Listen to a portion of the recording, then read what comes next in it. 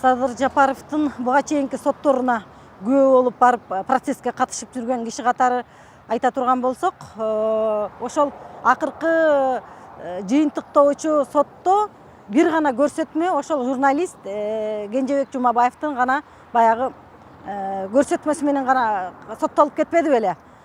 Бирок ошондо деле биз мына коомчулук деле ошол процесске катышкан ошол Садыр Жапаровду жактоочулар баарыбыз бөркүбүздө ишенип турганбыз да, ал бала бир кандайдыр бир давлениянан, кандайдыр бир коркутуу, үркүтүү менен гана ошол жерде туура эмес көрсөтмө бергендигин, өзүнүн баягы бала алаңдап мындай коркуу бир сезимдер байкалып турганда баланын мындай сүйлөп аткан учурдачы.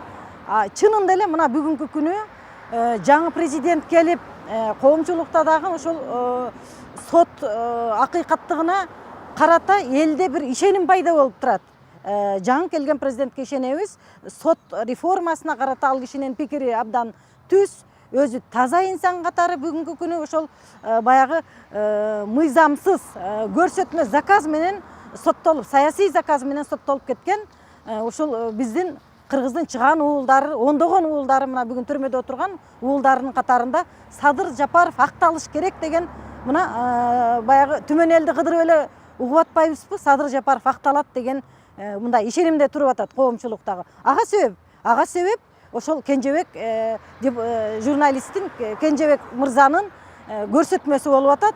Ал жигит дагы мындай өзү абдан билимдүү журналист катары, коомчулукка таанымал журналист, мындай өзүнүн көрсөтмөсү, өзүнүн коомчулукка кайрылуусу абдан билимдүү, абдан мындай далилдүү фактылар менен гана айтып, коомчулукка бүгүн бир резонанстуу билдирүү жасады. Мени коркутуу, үркүтүү менен Садыр Жапаровго каршы көрсөтмө берүү, ошол сен Садыр Жапаровго каршы көрсөтмө берсең чыгасың деген таризде мен көрсөтмө бердим.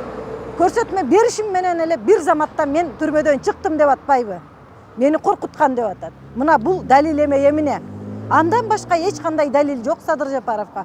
Ошон үчүн бүгүнкү күнү коомчулукта Садыр Жапаровдун мындай Садыр Жапаровго күйүп бышкан баягы кадырлуу калкыбыз бар эле. Бөркүндө ишенип атат. Буюрса мына жогорку сотто иши каралганы турат. Сот адилеттиги орногон болсо, коомчулуктун үмүтү үзүлбөй, чындыкты, адилеттикти, акыйкаттыкты күткөн элдин үмүтү таш каппай турган болсо, чыгат деген ишенимде турабыз. Буюрса жогорку соттон ишенимибиз зор. Жогорку сотко буюрса барып катышабыз баарыбыз.